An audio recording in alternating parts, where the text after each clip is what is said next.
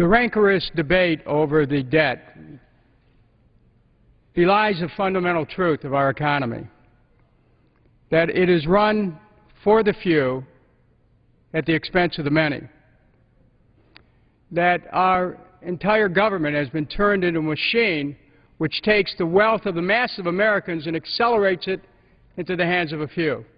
Let me give you some examples. Take war.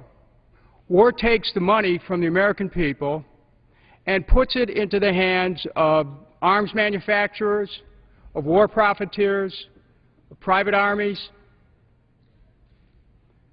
The war in Iraq, based on lies, $3 trillion will be the cost of that war at least.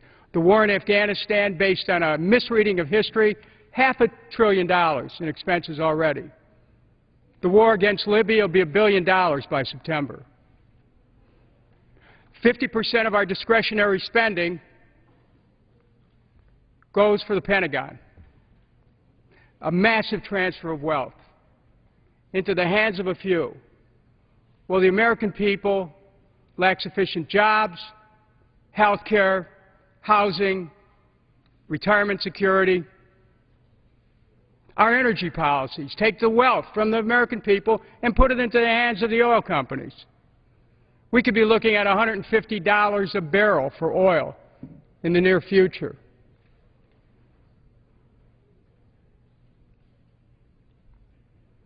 Our environmental policy takes the wealth of the people, clean air, clean water, and puts it in the hands of the polluters. It's a transfer of wealth, not only from the present, but from future generations, as our environment is ruined.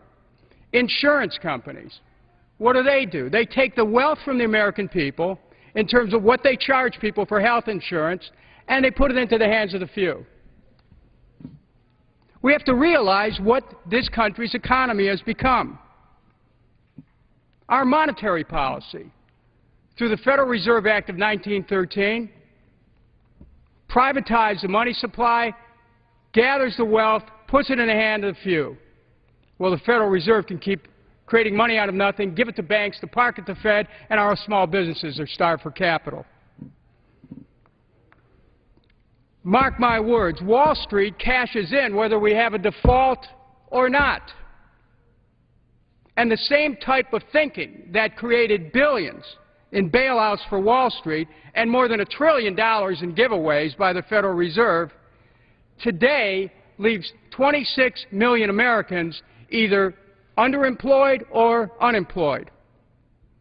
And 9 out of 10 Americans over the age of 65 facing cuts in their Social Security in order to pay for a debt which grew from tax cuts for the rich and from endless wars.